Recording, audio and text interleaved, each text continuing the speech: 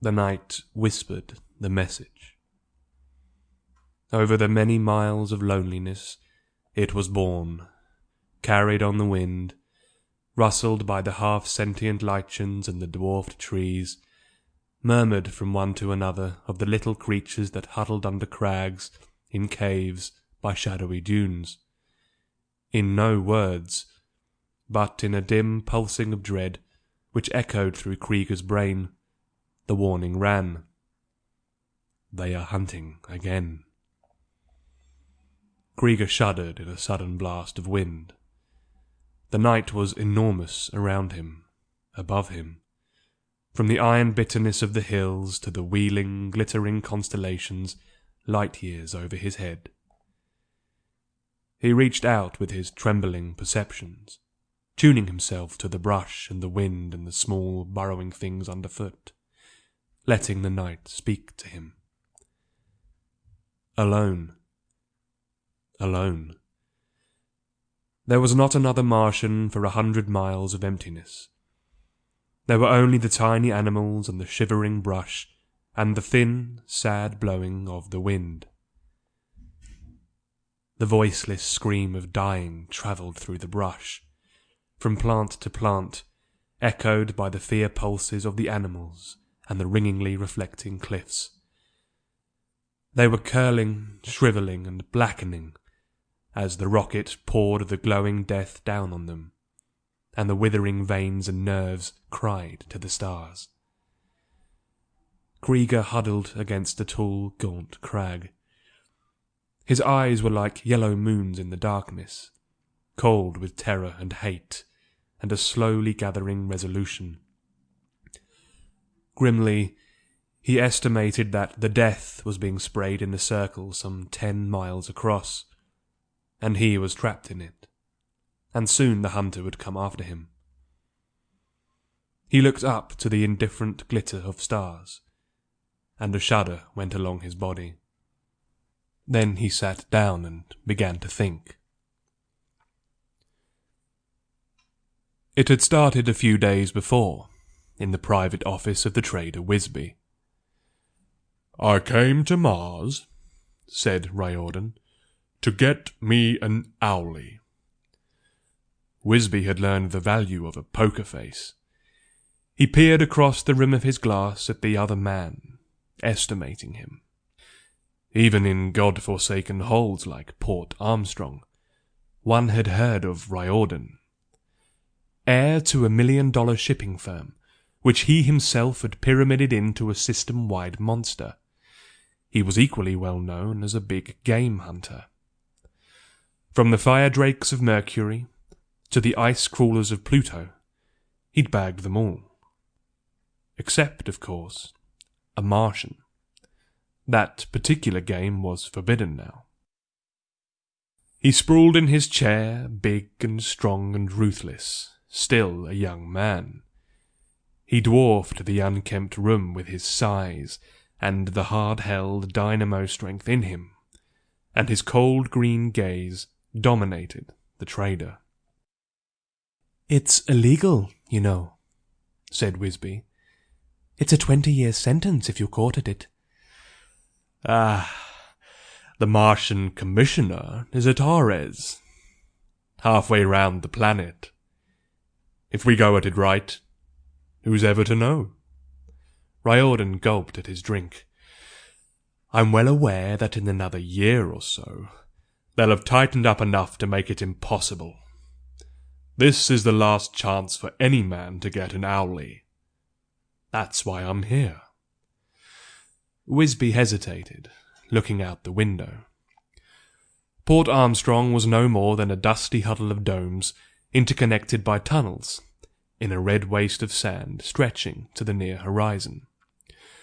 An Earthman in airsuit and transparent helmet was walking down the street, and a couple of Martians were lounging against a wall. Otherwise nothing. A silent, deadly monotony brooding under the shrunken sun. Life on Mars was not especially pleasant for a human. "You're not falling into this owlie loving that's corrupted all Earth?" demanded Riordan contemptuously. "Oh no," said Wisby.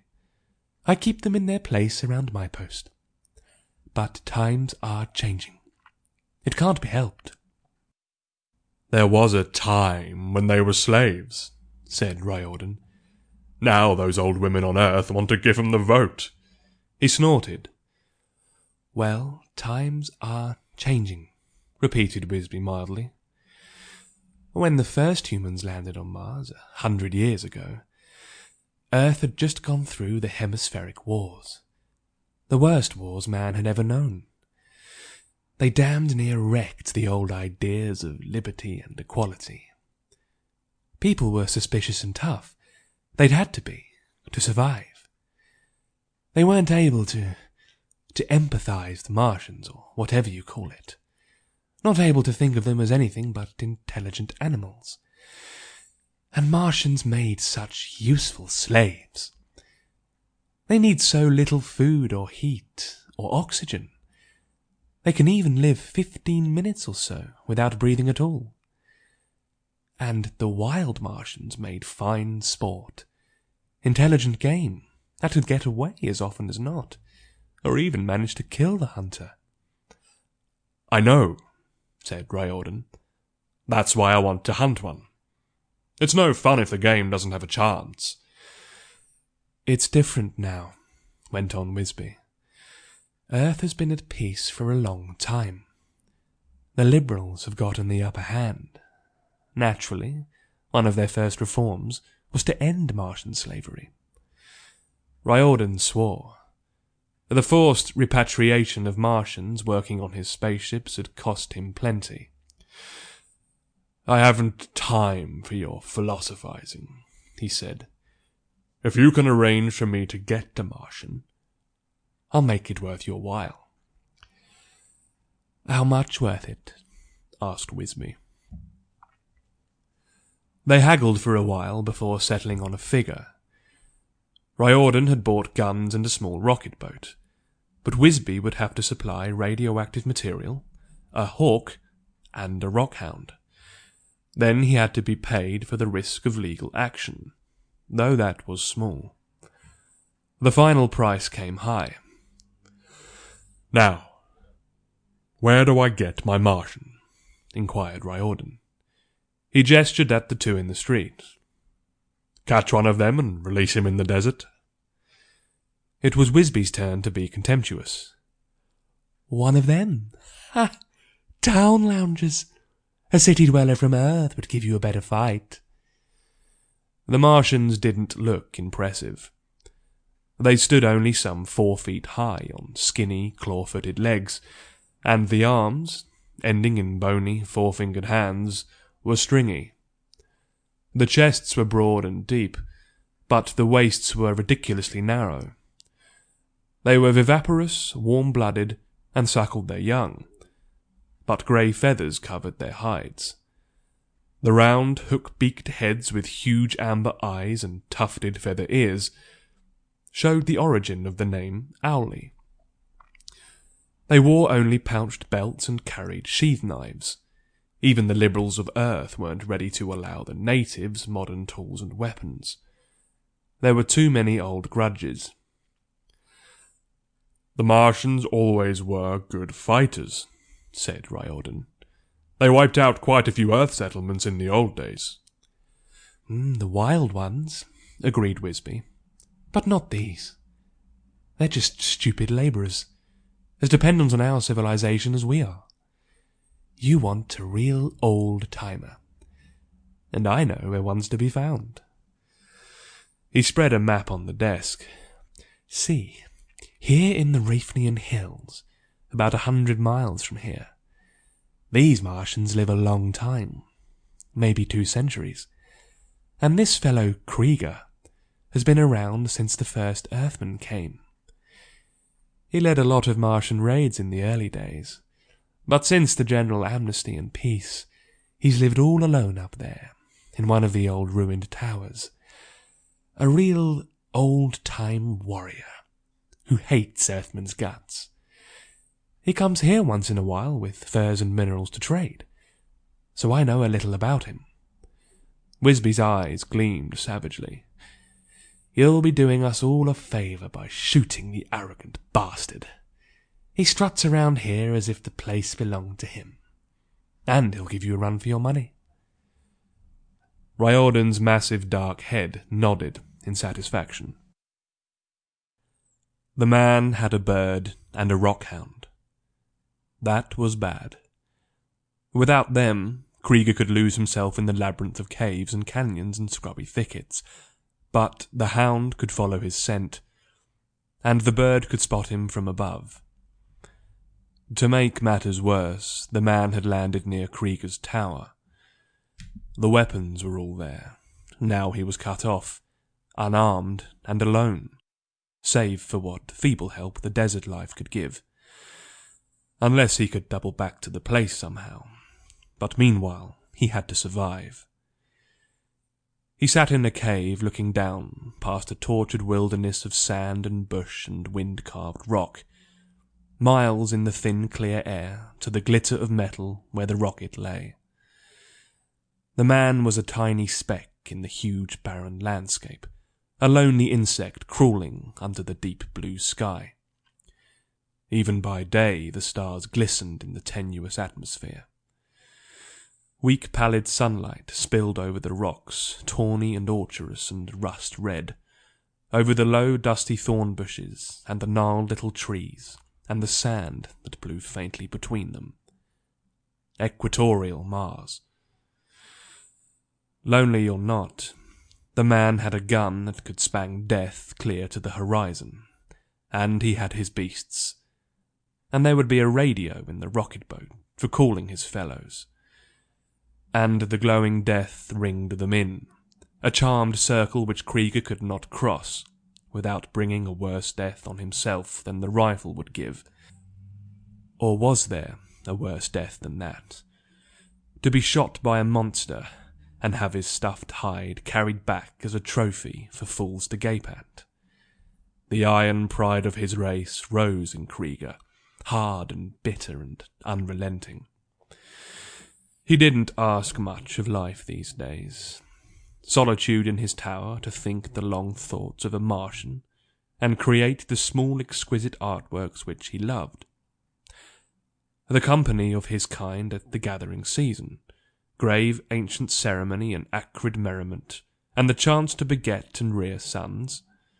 An occasional trip to the earthling settling for the metal goods and the wine, which were the only valuable things they had brought to Mars. A vague dream of raising his folk to a place where they could stand as equals before all the universe. No more. And now they would take even this from him. He rasped a curse on the human and resumed his patient work, chipping a spearhead for what puny help it could give him. The brush rustled dryly in alarm. Tiny hidden animals squeaked their terror. The desert shouted to him of the monster that strode towards his cave. But he didn't have to flee right away. Riordan sprayed the heavy metal isotope in a 10-mile circle around the old tower. He did that by night, just in case patrol craft might be snooping around. But once he had landed, he was safe. He could always claim to be peacefully exploring, hunting lepers or some such thing. The radioactive had a half-life of about 4 days, which meant that it would be unsafe to approach for some 3 weeks, 2 at the minimum. That was time enough when the Martian was boxed in so small an area. There was no danger that he would try to cross it. The Owlies had learnt what radioactivity meant back when they fought the humans, and their vision, extending well into the ultraviolet, made it directly visible to them through its fluorescence, to say nothing of the wholly unhuman extra senses they had. No, Krieger would try to hide, and perhaps to fight, and eventually he'd be cornered. Still, there was no use taking chances. Riordan set a timer on the boat's radio. If he didn't come back within 2 weeks to turn it off, it would emit a signal which Wisby would hear, and he'd be rescued. He checked his other equipment.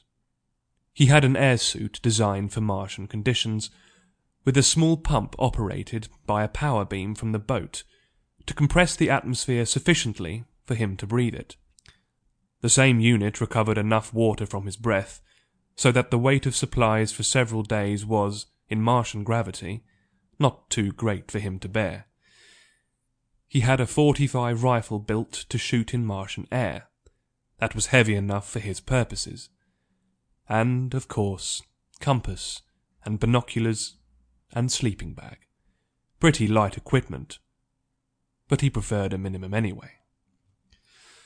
For ultimate emergencies, there was the little tank of suspensine. By turning a valve, he could release it into his air system. The gas didn't exactly induce suspended animation, but it paralyzed efferent nerves and slowed the overall metabolism, to a point where a man could live for weeks on one lungful of air. It was useful in surgery, and had saved the life of more than one interplanetary explorer, whose oxygen system went awry. But Riordan didn't expect to have to use it. He certainly hoped he wouldn't. It would be tedious to lie, fully conscious for days, waiting for the automatic signal to call Wisby. He stepped out of the boat and locked it. No danger that the owlie would break in, if he should double back. It would take Tordonite to crack that hole. He whistled to his animals. They were native beasts, long ago domesticated by the Martians, and later by man. The rockhound was like a gaunt wolf, but huge-breasted and feathered, a tracker as good as any terrestrial bloodhound. The hawk had less resemblance to its counterpart of Earth. It was a bird of prey, but in the tenuous atmosphere it needed a 6-foot wingspread to lift its small body. Riordan was pleased with their training.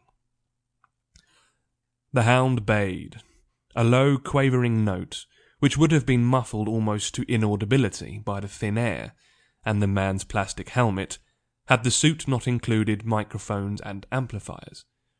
It circled, sniffing, while the hawk rose into the alien sky. Riordan did not look closely at the tower. It was a crumbling stump atop a rusty hill, unhuman and grotesque. Once, perhaps 10,000 years ago, the Martians had had a civilization of sorts. Cities and agriculture and Neolithic technology. But according to their own traditions, they had achieved a union of symbiosis with the wildlife of the planet, and had abandoned such mechanical aids as unnecessary. Riordan snorted. The hound bayed again. The noise seemed to hang eerily in the still, cold air, to shiver from cliff and crag, and die reluctantly under the enormous silence.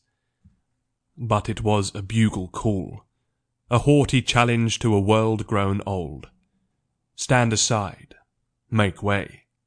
Here comes the conqueror. The animal suddenly loped forward. He had a scent. Riordan swung into a long, easy, low-gravity stride. His eyes gleamed like green ice. The hunt was begun. Breath sobbed in Krieger's lungs, hard and quick and raw. His legs felt weak and heavy, and the thudding of his heart seemed to shake his whole body. Still he ran, while the frightful clamour rose behind him, and the padding of feet grew ever nearer. Leaping, twisting, bounding from crag to crag, sliding down shaly ravines and slipping through clumps of trees, Krieger fled. The hound was behind him, and the hawk soaring overhead. In a day and a night they had driven him to this, running like a crazed leper, with death baying at his heels. He had not imagined a human could move so fast, or with such endurance. The desert fought for him. The plants with their queer blind life, that no earthling would ever understand, were on his side. Their thorny branches twisted away as he darted through, and then came back to rake the flanks of the hound, slow him. But they could not stop his brutal rush. He ripped past their strengthless clutching fingers, and yammered on the trail of the Martian. The human was toiling a good mile behind, but showed no sign of tiring. Still Krieger ran. He had to reach the cliff edge before the hunter saw him through his rifle sights. Had to. And the hound was snarling a yard behind now. Up the long slope he went. The hawk fluttered, striking at him, seeking to lay beak and talons in his head. He batted at the creature with his spear and dodged around a tree. The tree snaked out a branch from which the hound rebounded, yelling till the rocks rang. The Martian burst onto the edge of the cliff.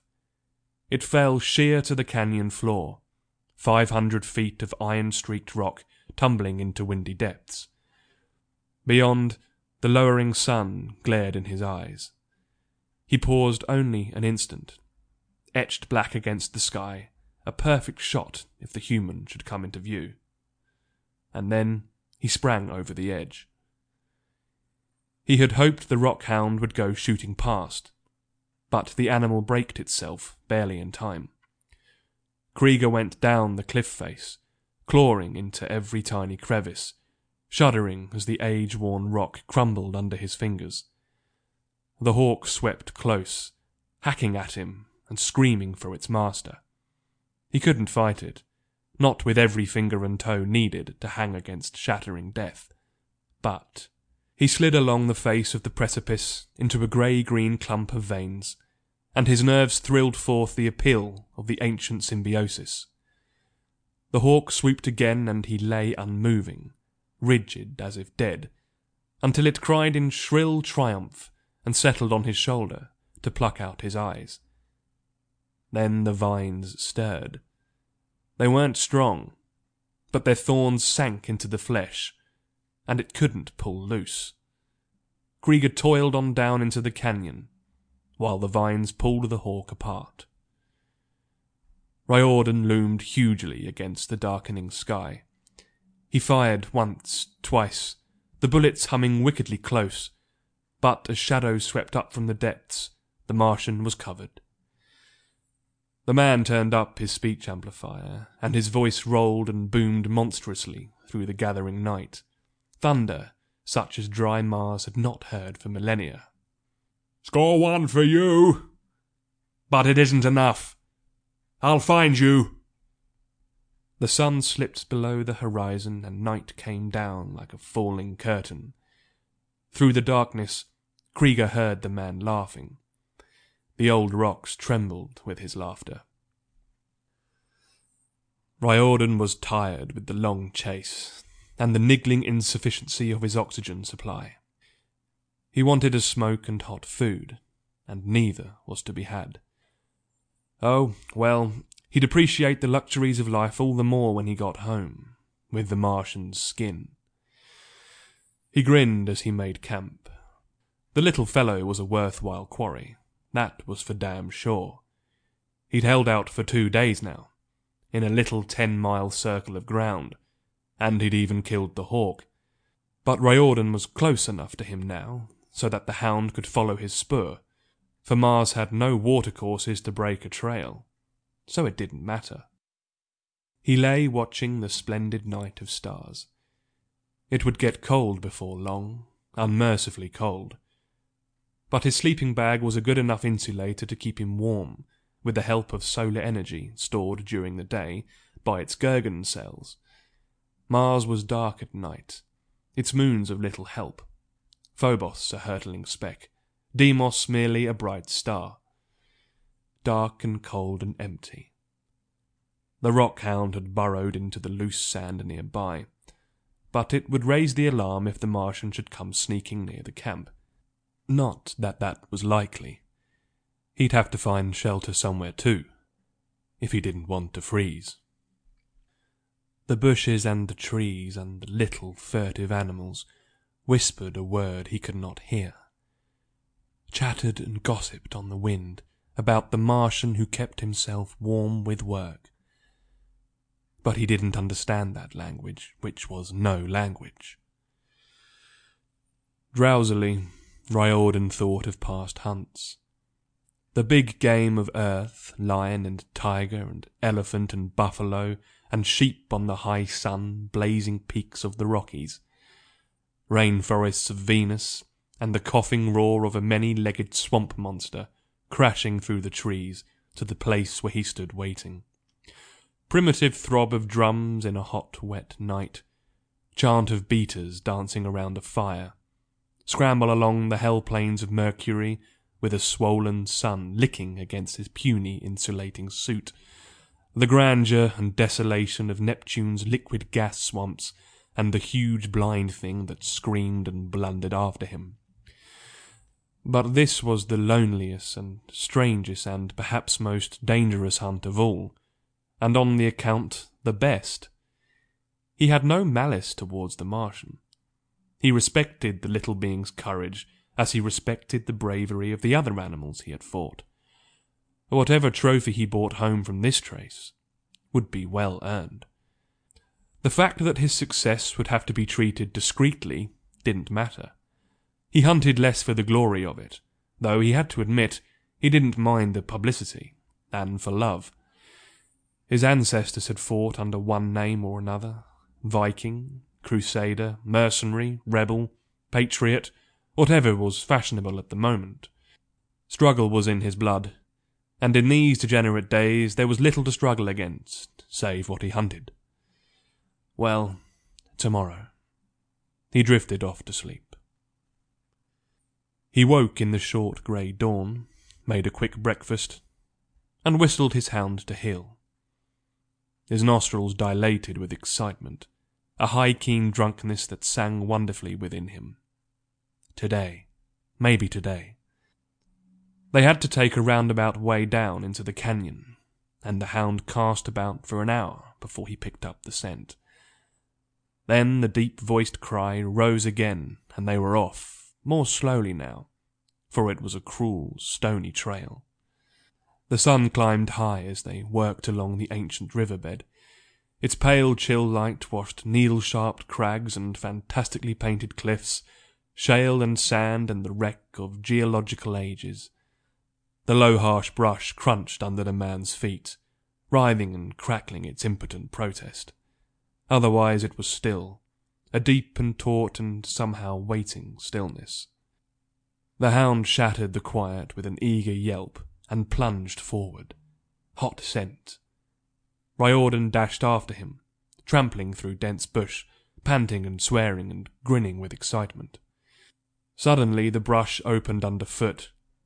With a howl of dismay, the hound slid down the sloping wall of the pit it had covered. Riordan flung himself forward with tigerish swiftness, flat down on his belly, with one hand barely catching the animal's tail. The shock almost pulled him into the hole too. He wrapped one arm around a bush that clawed at his helmet and pulled the hound back. Shaking, he peered into the trap. It had been well made, about 20 feet deep, with walls as straight and narrow as the sand would allow, and skillfully covered with brush. Planted in the bottom were 3 wicked-looking flint spears. Had he been a shade less quick in his reactions, he would have lost the hound and perhaps himself. He skinned his teeth in a wolf grin and looked around. The owlie must have worked all night on it. Then he couldn't be far away, and he'd be very tired. As if to answer his thoughts, a boulder crashed down from a nearer cliff wall. It was a monster, but a falling object on Mars had less than half the acceleration it does on Earth. Riordan scrambled aside as it boomed onto the place where he had been lying. "Come on!" he yelled, and plunged toward the cliff. For an instant a grey form loomed over the edge, hurled a spear at him. Riordan snapped a shot at it, and it vanished. The spear glanced off the tough fabric of his suit, and he scrambled up a narrow ledge to the top of the precipice. The Martian was nowhere in sight, but a faint red trail led into the rugged hill country. Winged him, by God. The hound was slower in negotiating the shale-covered trail. His own feet were bleeding when he came up. Riordan cursed him, and they set out again. They followed the trail for a mile or two, and then it ended. Riordan looked around the wilderness of trees and needles which blocked view in any direction. Obviously, the owlie had backtracked and climbed up one of those rocks, from which he could take a flying leap to some other point. But which one? Sweat which he couldn't wipe off ran down the man's face and body. He itched intolerably, and his lungs were raw from grasping at the dole of air. But still he laughed in gusty delight. What a chase! What a chase! Krieger lay in the shadow of a tall rock and shuddered with weariness. Beyond the shade, the sunlight danced in what to him was a blinding, intolerable dazzle, hot and cruel and life-hungry, hard and bright as the metal of the conquerors. It had been a mistake to spend priceless hours when he might have been resting, working on that trap. It hadn't worked, and he might have known that it wouldn't. And now he was hungry, and thirst was like a wild beast in his mouth and throat, and still they followed him. They weren't far behind now. All this day they had been dogging him. He had never been more than half an hour ahead. No rest, no rest. A devil's hunt through a tormented wilderness of stone and sand, and now he could only wait for the battle with an iron burden of exhaustion laid on him. The wound in his side burned. It wasn't deep, but it had cost him blood and pain, and a few minutes of catnapping he might have snatched. For a moment the warrior Krieger was gone, and a lonely, frightened infant sobbed in the desert silence. Why can't they let me alone? A low, dusty green bush rustled. A sand runner piped in one of the ravines. They were getting close. Wearily, Krieger scrambled up on top of the rock and crouched low. He had backtracked to it. They should by rights go past him towards his tower. He could see it from here, a low yellow ruin worn by the winds of millennia. There had only been time to dart in, snatch a bow and a few arrows and an axe. Pitiful weapons. The arrows could not penetrate the Earthman's suit, when there was only a Martian's thin grasp to draw the bow, and even with a steel head, the axe was a small and feeble thing. But it was all he had, and his few little allies of a desert, which fought only to keep its solitude. Repatriated slaves had told him of the Earthlings' power. Their roaring machines filled the silence of their own deserts, gouged the quiet face of their own moon, shook the planets with a senseless fury of meaningless energy. They were the conquerors, and it never occurred to them that an ancient peace and stillness could be worth preserving. Well, he fitted an arrow to the string and crouched in the silent, flimmering sunlight, waiting. The hound came first, yelping and howling. Krieger drew the bow as far as he could, but the human had to come near first. There he came, running and bounding over the rocks, rifle in hand, and restless eyes shining with taut green light, closing in for the death. Krieger swung softly around. The beast was beyond the rock now, the Earthman almost below it. The bow twanged. With a savage thrill, Krieger saw the arrow go through the hound, saw the creature leap in the air and roll over and over, howling and biting at the thing in its breast. Like a grey thunderbolt, the Martian launched himself off the rock, down at the human. If his axe could shatter the helmet. He struck the man, and they went down together. Wildly, the Martian hewed. The axe glanced off the plastic. He hadn't had room for a swing. Riordan roared and lashed out with a fist. Resting, Krieger rolled backward. Riordan snapped a shot at him. Krieger turned and fled. The man got to one knee, sighting carefully on the grey form that streaked up the nearest slope. A little sand snake darted up the man's leg and wrapped about his wrist. Its small strength was just enough to pull the gun aside. The bullet screamed past Krieger's ear as he vanished into a cleft. He felt the thin death agony of the snake as the man pulled it loose and crushed it underfoot. Somewhat later, he heard a dull boom echoing between the hills. The man had gotten explosives from his boat and blown up the tower. He had lost his axe and bow. Now he was utterly weaponless, without even a place to retire for a last stand. And the hunter would not give up. Even without his animals, he would follow, more slowly, but as relentlessly as before. Krieger collapsed on a shelf of rock. Dry sobbing racked his thin body, and the sunset wind cried with him. Presently he looked up, across a red and yellow immensity to the low sun. Long shadows were creeping over the land, peace and stillness for a brief moment before the iron cold of night closed down. Somewhere the soft trill of a sandrunner echoed between low wind-worn cliffs, and the brush began to speak, whispering back and forth in its ancient wordless tongue. The desert, the planet, and its wind and sand under the high cold stars, the clean open land of silence and loneliness, and a destiny which was not man's, spoke to him. The enormous oneness of life on Mars, drawn together against the cruel environment, stirred in his blood. As the sun went down and the stars blossomed forth in awesome frosty glory, Krieger began to think again. He did not hate his persecutor, but the grimness of Mars was in him. He fought the war of all, which was old and primitive, and lost in its own dreams against the alien as the desecrator. It was as ancient and pitiless as life, that war, and each battle won or lost meant something, even if no one ever heard of it. "You do not fight alone," whispered the desert. "You fight for all Mars, and we are with you."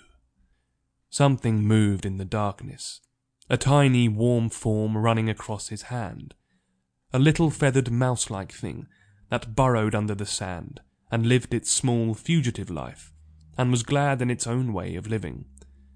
But it was a part of a world, and Mars has no pity in its voice. Still, a tenderness was within Krieger's heart, and he whispered gently in the language that was not a language. "You will do this for us. You will do it, little brother." Riordan was too tired to sleep well. He had lain awake for a long time, thinking, and that is not good for a man alone in the Martian hills. So now the rockhound was dead too. It didn't matter. The owlie wouldn't escape. But somehow the incident brought home to him the immensity and the age and the loneliness of the desert. It whispered to him.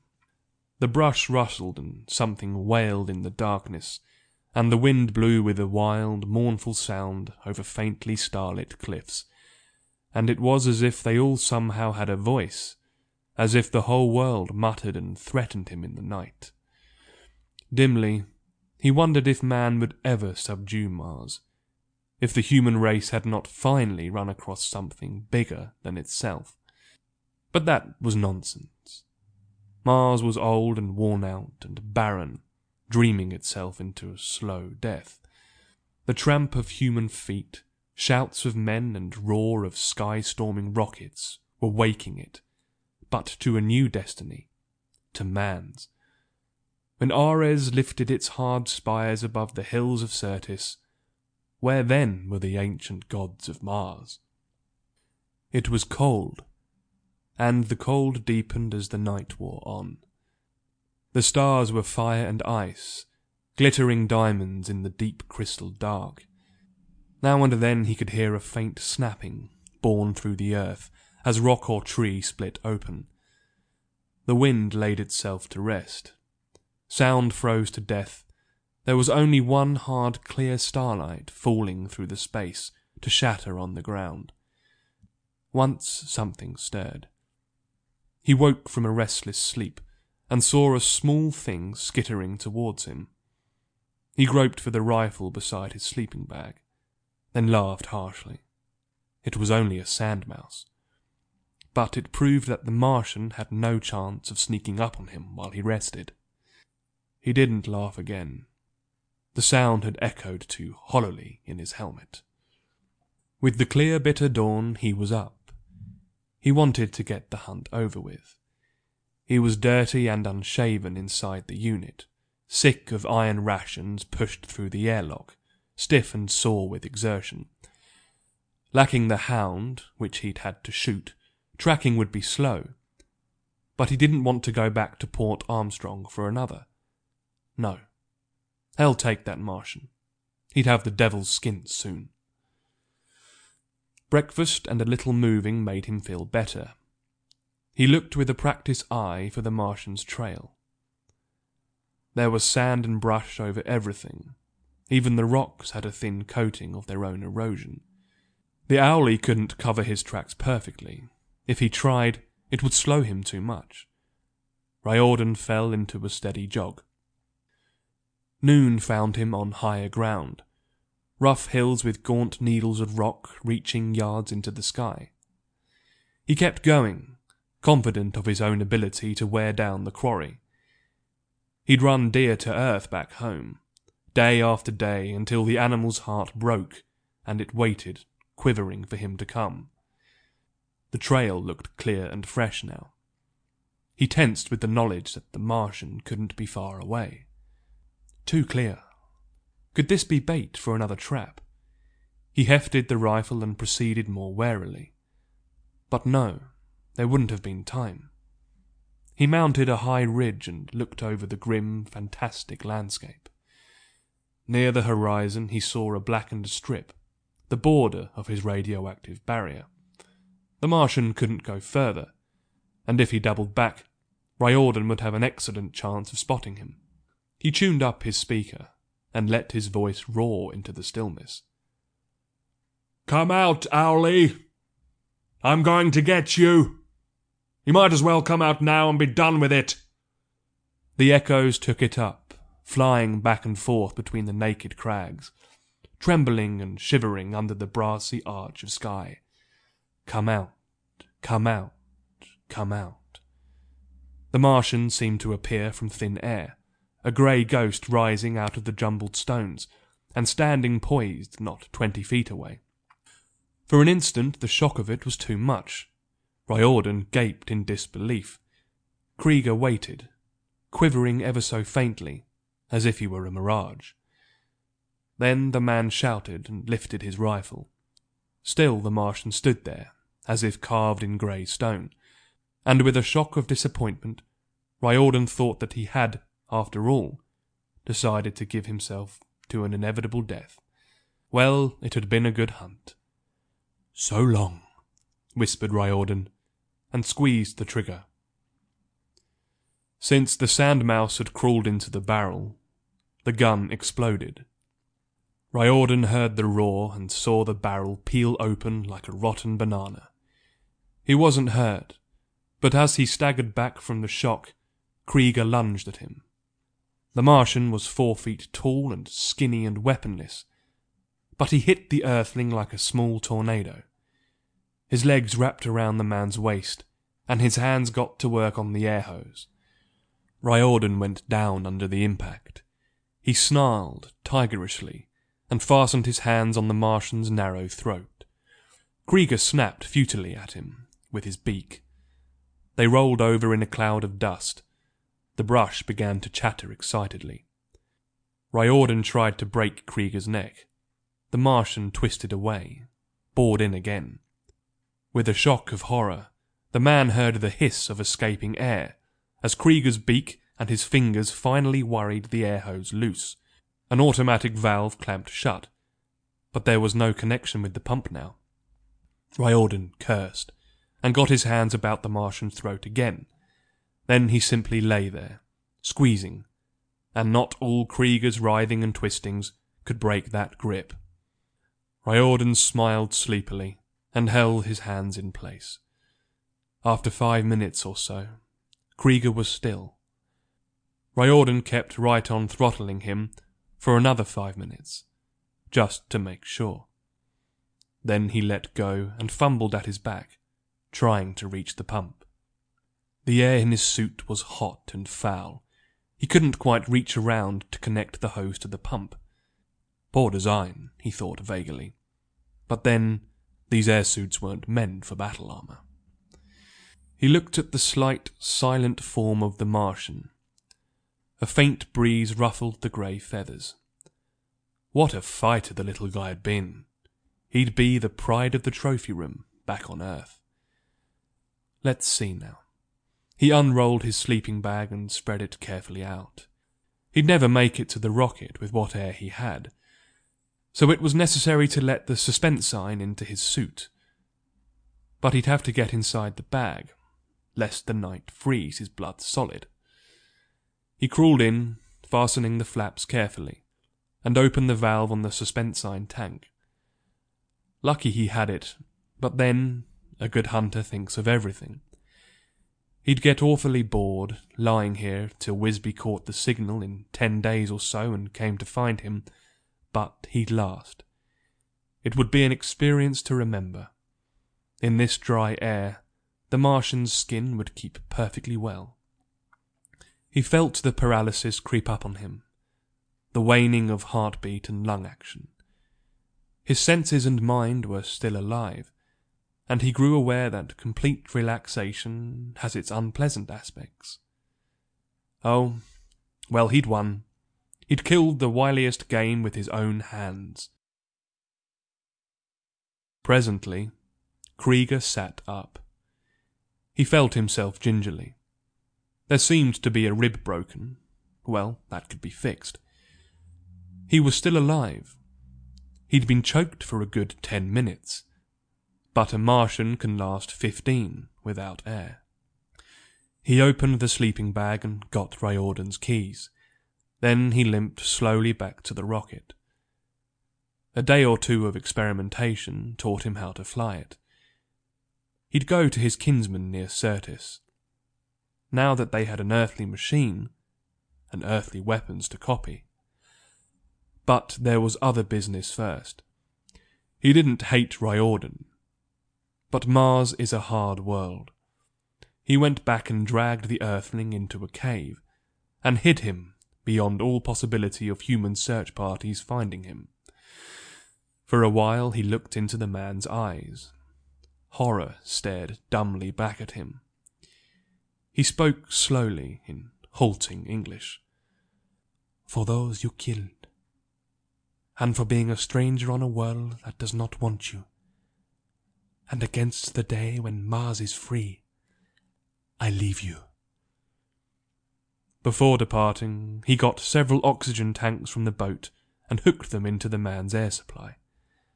That was quite a bit of air for one in suspended animation.